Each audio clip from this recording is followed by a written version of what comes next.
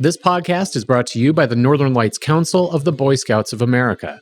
Cub Scouts is the nation's foremost youth program for character development and values-based leadership training. In the future, Scouting will continue to offer young people responsible fun and adventure, instill in young people lifetime values, and develop in them ethical character, train young people in citizenship, service, and leadership, and serve America's communities and families with its quality, values-based program. Learn more at nlcbsa.org.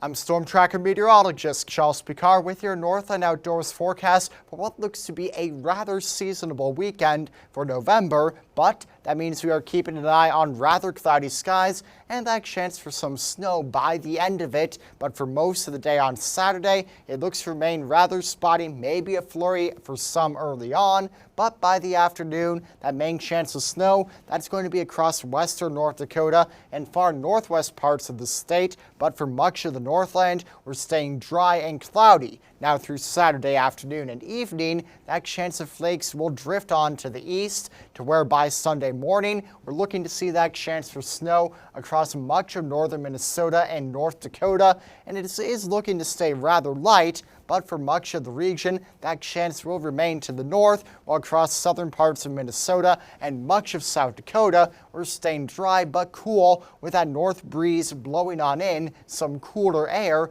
and that will continue on into next week. Now for the wind speeds, it's not going to be too gusty. We do see a little bit of a breeze across the western Dakotas for Saturday, but for much of the region, winds are remaining calm until the later part of the afternoon. We start to see that breeze picking on up out west, and by Sunday, that will push a bit further to the east. Still, the gustiest will be across western North Dakota, but winds still pick up to around 10 to 20 miles an hour, while it stays calmer, where we are seeing some of that light snow moving on through.